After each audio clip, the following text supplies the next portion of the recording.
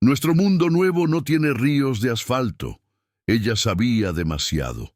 El aire en la casa de los Ramírez olía a café de olla fresco y a papel cebolla, una mezcla reconfortante de hogar y trabajo. Camil. En el papel no había casitas o muñecos, sino un patrón de cristales perfectamente hexagonales, todos en la misma tonalidad de azul intenso. Camila levantó los ojos hacia su padre, Santiago, serena. Pero la niña no hablaba de fantasía, sino de un mundo con 3 soles y luz suave, con la familiaridad de quien acaba de despertar en casa. En ese instante, Valeria miró el dibujo geométrico en la mesa. No era arte, era un mapa. Su lógica se desmoronó en aprehensión, y fue con ese miedo sutil, la primera grieta en su mundo racional, que todo comenzó. El aire que flotaba en la casa de los Ramírez siempre llevaba una mezcla de aromas reconfortantes. Estaba el olor fuerte de café de olla colado que Santiago, el padre, insistía en hacer todos los días. El hogar era un refugio de lógica y orden. Paredes blancas, muebles en líneas rectas, la certeza silenciosa de que la realidad se doblega solo a la geometría y a la física. Valeria, de 30 y tantos y una postura invariablemente racional, solía observar a su hija Camila como observaba un proyecto. La niña, de apenas 3 años, tenía cabello oscuro y ojos grandes que parecían retener la luz de manera peculiar. Pero lo que más intrigaba a la mujer en el centro de esta experiencia no eran los rasgos. Eran hexágonos, cristales multifacéticos y diagramas de interconexiones que parecían haber salido de un libro de cálculo avanzado, y no de una mente infantil. La vida seguía su ritmo predecible de TRTR. Era una mañana de martes, el cielo gris prometiendo lluvia en la Ciudad de México, cuando el evento que rompió la normalidad se manifestó. Santiago estaba sentado a la mesa, hojeando un periódico con notas alarmantes sobre la crisis hídrica. Camila jugaba en el tapete, armando un bloque de encaje que ella ignoraba para seguir la precisión de sus dibujos. De repente, la niña se detuvo. El movimiento fue lento, pero decisivo, como una manecilla parando en un momento específico del tiempo. Camila alzó los ojos hacia su padre, y la seriedad en su rostro, nuestro mundo nuevo no tiene esos ríos de asfalto.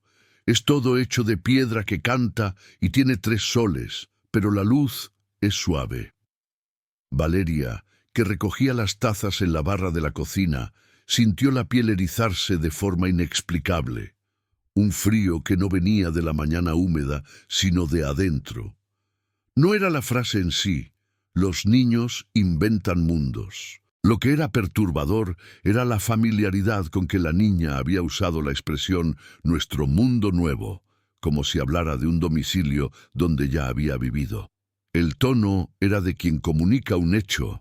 «Es nuestra casa», afirmó ella, con la punta del dedo posada sobre la figura geométrica. «Es donde nos vamos a acordar de cómo ser gente de verdad, sin la tristeza de aquí». En ese instante, la lógica, Valeria intentó el camino de la razón. «¿Dónde viste 3 soles, Camila? ¿Fue en el dibujo?» La niña negó con la cabeza, impaciente con la simpleza de la pregunta. «Los vemos por dentro, mami». Cuando, por primera vez, Valeria pensó que la imaginación de su hija iba más allá de la mera fantasía.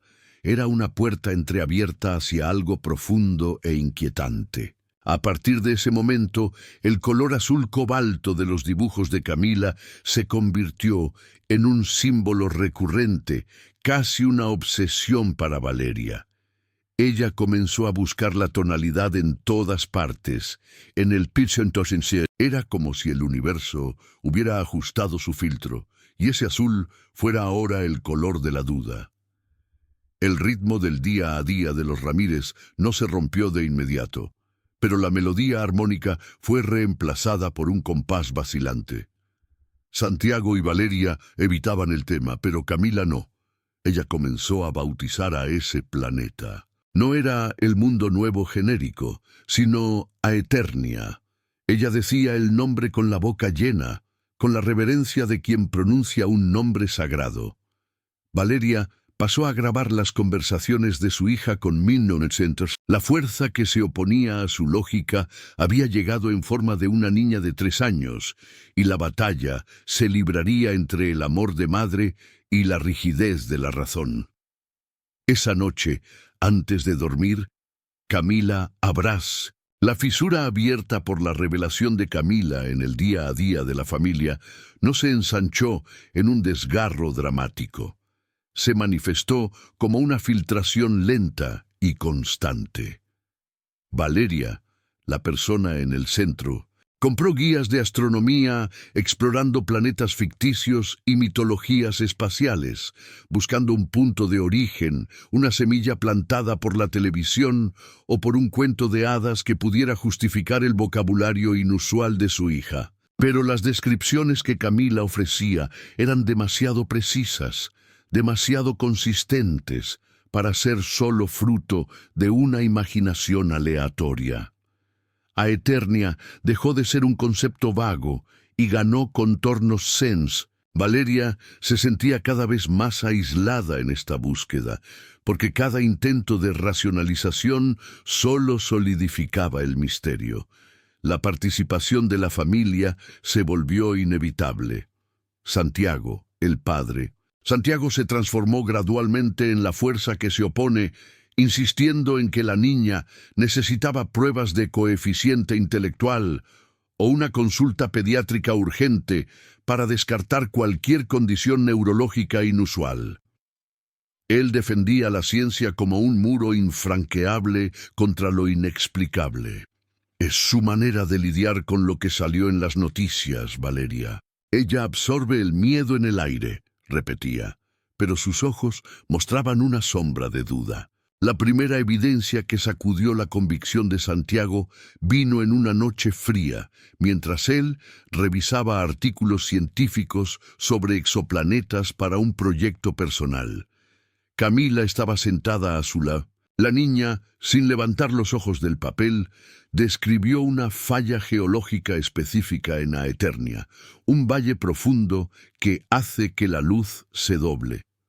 Santiago, por curiosidad profesional, él es un Inge. El silencio que se instaló en la sala era pesado, la tensión creciendo de forma contenida, sin gritos, solo la incomodidad de la duda instalándose donde antes había certeza. La descripción sensorial de ese instante era de una quietud ensordecedora. El único sonido era el suave roce del crayón en la hoja, y para Santiago el ruido de la lógica desmoronándose. Valeria entonces buscó la prueba profesional, no para tener certeza, sino para buscar. Camila respondió a las preguntas del médico sobre sus dibujos y su mundo nuevo, con la misma claridad perturbadora. El doctor Rojas hizo exámenes básicos, evaluó la coordinación motora, el vocabulario. Sin embargo, el doctor Rojas salió de la consulta visiblemente inquieto.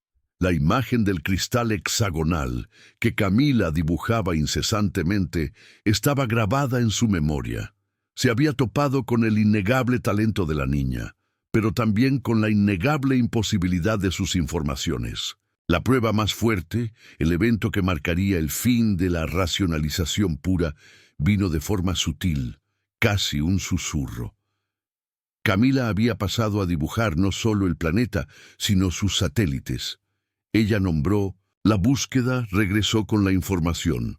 Nisaba no era un nombre aleatorio, era el nombre de una diosa sumeria, de la escritura, de la sabiduría y del destino.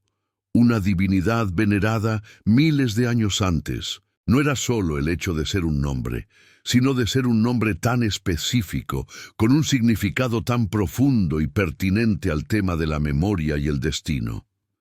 En ese punto, la tensión ya no era solo una incomodidad, era la premisa de un conflicto mayor. Santiago, la fuerza que se opone, insistía en una explicación científica que no llegaba. Valeria, la persona en el centro de la experiencia, se estaba ahogando en la evidencia que desafiaba la lógica. El color azul cobalto de los dibujos ahora parecía pulsar en la retina de Valeria.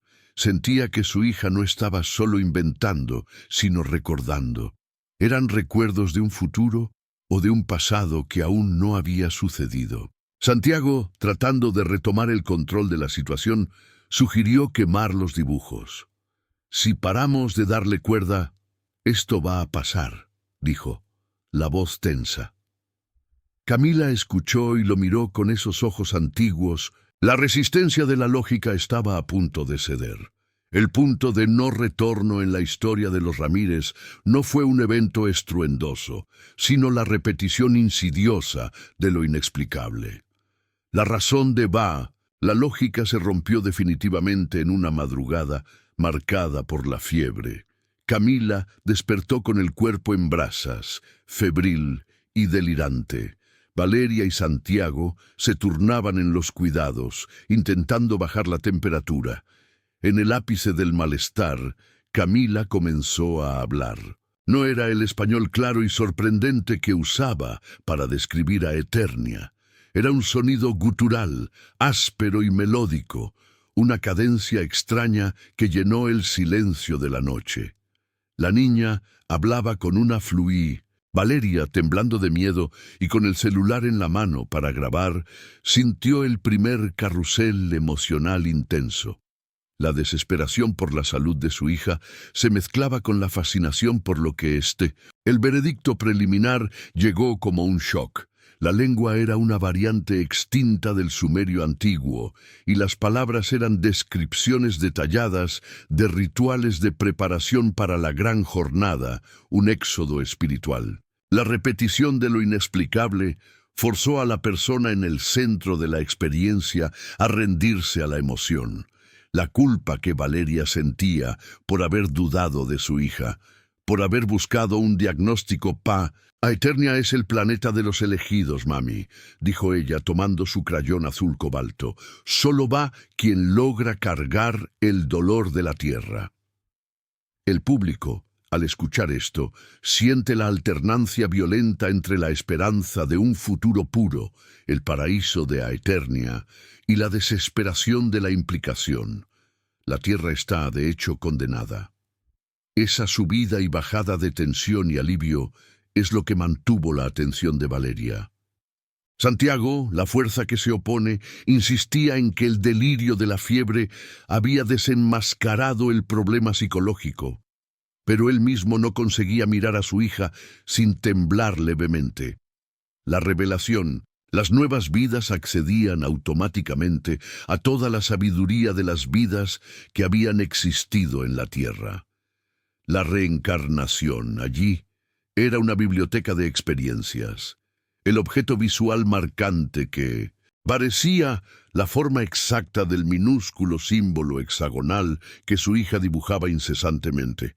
No era un símbolo sobre Camila, sino que parecía ser parte de ella. La duda racional de Valeria se deshizo. Dejó de llamar al doctor Luis Fernando Rojas, el neurólogo escéptico, y comenzó a buscar especialistas en espiritualidad, en filosofía de la ciencia, en regresión. Camila, de repente, comenzó a llorar al ver a su madre triste.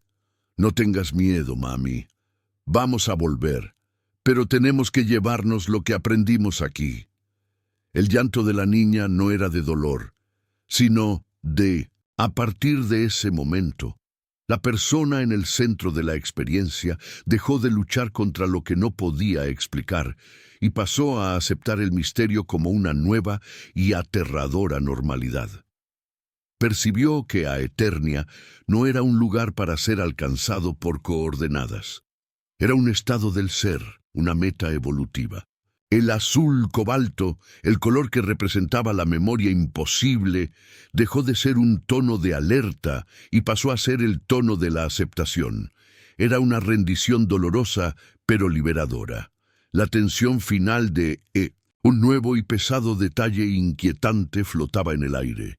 Si Aeternia era la salvación, ¿qué significaba exactamente el dolor de la tierra que ellos necesitaban cargar? La aceptación de Valeria no trajo paz inmediata, trajo una tensión aún mayor, la anticipación de que el fenómeno se manifestaría nuevamente, exigiendo una confrontación. Santiago, la fuerza que se opone, se había recogido en un escepticismo silencioso, pero la fragilidad de su convicción era visible en la manera en que evitaba la mirada de su hija. El momento de mayor tensión emocional irrumpió en una noche de tormenta. El clima reflejaba la turbulencia interna de la familia. El cielo se caía en lluvia intensa, los rayos rasgaban la oscuridad y salió a la lluvia bajo el viento violento, el agua helada azotando su rostro. La escena sensorial y simbólica alcanzó su apogeo. Camila se detuvo en el centro del pasto empapado, el agua de la lluvia, no físicamente, sino como un patrón holográfico impreso en su percepción, en el reflejo de las gotas de lluvia en la ventana de la sala, en el patrón de los pequeños charcos que se formaban en el sue. Era la manifestación visual del secreto que la niña cargaba. Camila cerró los ojos y, en lugar de hablar con la voz dulce e infantil, un sonido etéreo y multicapa resonó en la noche, lo suficientemente fuerte como para ser escuchado por encima del trueno. No era la voz de la niña, era una voz colectiva, antigua, que parecía venir de la propia tormenta, hablando a través de ella. La voz describió la ley de los 3 soles. Aeternia no aceptaría a Laum. El nuevo mundo era forjado en la sabiduría del dolor experimentado. Las emociones de Valeria llegaron al pico. Mojada, llorando, confrontó el fenómeno de frente. Su confrontación interna era la batal. La voz, hablando a través de Camila, reveló el secreto incuestionable. Aeternia no era un planeta físico a ser alcanzado por naves espaciales. Era una dimensión de conciencia, un nuevo estadio evolutivo para el alma humana. Esa dimensión solo se abriría cuando la Tierra estuviera en el límite de su propio agotamiento, forzando a la humanidad a un salto cuántico de sabiduría, cargando el peso y la memoria de su existencia anterior. El mapa no está en el cielo, Valeria, está en el corazón, susurró la voz etérea antes de disolverse en el aullido del viento. Santiago, mirando todo desde la puerta, empapado, dejó caer la toalla que sostenía. Su oposición fue silenciad. Valeria la abrazó con fuerza, el agua de la lluvia y las lágrimas mezclándose. Ya no buscaba respuestas ni diagnósticos. Había aceptado el amor incondicional. Su hija era un puente, un repositorio, y su misión era amarla, independientemente de la dimensión de donde su alma había venido o a dónde estaba destinada. A partir de ese abrazo empapado, la catarsis estaba completa. La persona en el centro de la experiencia había cruzado el velo de la incredulidad. El momento final era la preparación para la calma la resolución del conflicto para Valeria, la persona en el centro de la experiencia, vino en forma de la aceptación incondicional. Dejó de ver en Camila un misterio a desentrañar y pasó a verla como Santiago, la fuerza que se opone, fue silenciado no por conversión, sino por evidencia que desafiaba su terquedad racional. Meses después de la tormenta, él, un ingeniero con aprecio por datos concretos, estaba leyendo un informe sobre sismografía. En un área remota y deshabitada, un sismógrafo había registrado un patrón de temblores de tierra de baja frecuencia. El patrón, repetido durante 10 días, era innegablemente hexagonal. La coincidencia no podía ser ignorada. Santiago no habló de esto. Arrugó el informe con las manos, tirándolo a la basura. Pero el silencio que se instaló en sus ojos decía más que cualquier grito. La ciencia había dado un paso más allá de... Camila plantó semillas allí, con la misma precisión geométrica con que describía las coordenadas de Aeternia, como si estuviera preparando el suelo del presente para el futuro que ella ya conocía. Val lo miraba de vez en cuando, y la imagen, para él, no representaba la prueba de una enfermedad, sino el enigma de una realidad que él, como científico, no podía tocar, pero que como hombre no podía negar. Ahora con 5 años, sentada en el pasto del nuevo patio, la luz del atardecer tiñendo el cielo de tonos anaranjados y sutilmente de azul cobalto. Ella mira hacia el cielo nocturno con una sonrisa. Camila, arrojando un puñado de tierra al aire, mira a su madre y murmura, con la dulzura de una niña y la gravedad de un alma antigua: «Allá el viento siempre huele a casa, mami». La melancolía de la inevitabilidad se mezcla con la esperanza de un renacimiento. La pregunta final flota en el aire, llevada por el viento. ¿Será que los niños de hoy solo están usando la imaginación o cargan consigo el mapa genético de un futuro que todavía no nos atrevemos a enfrentar?